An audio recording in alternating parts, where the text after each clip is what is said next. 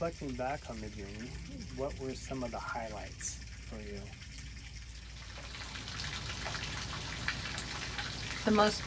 The highest highlight for me is the relationships that I developed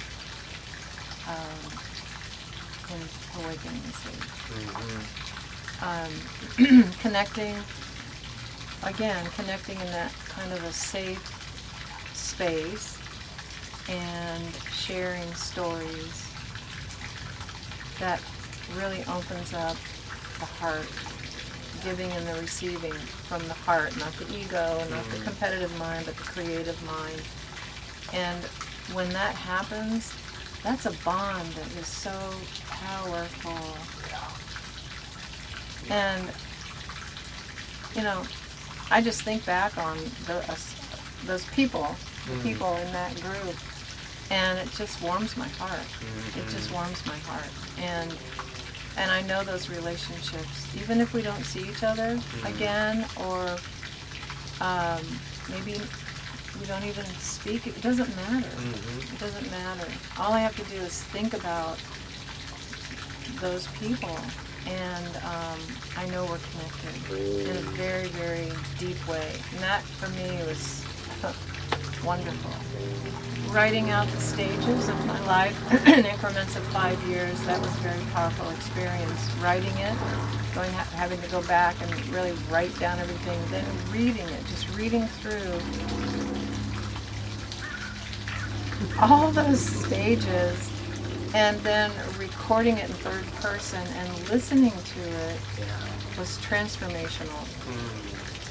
Especially the listening to the recording of this person reading about this other person's life, right? It was it was so, it's hard to put words into that experience, but I remember having so much, as this person, reading it, had so much respect for that person going through this experience. So much respect. So, the courage and the just the resilience, the fortitude. I mean, all the things that person went through.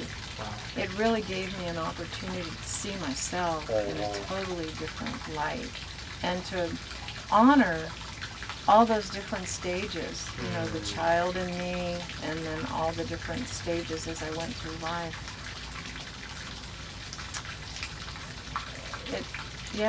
It changed how I saw myself.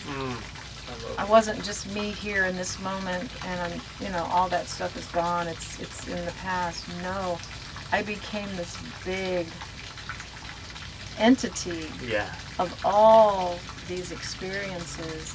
There was so much pain and suffering and joy and happiness and love. I mean, it was full, a fullness of life, and beautiful experience. That was magical. And then, of course, the Death Lodge was another profound experience of honoring my life, honoring my grief, honoring my experiences, and giving myself permission to release and let go of the things that I just don't need anymore. All the baggage, right, that we carry, and oftentimes the little voices go back there, and the tapes run again.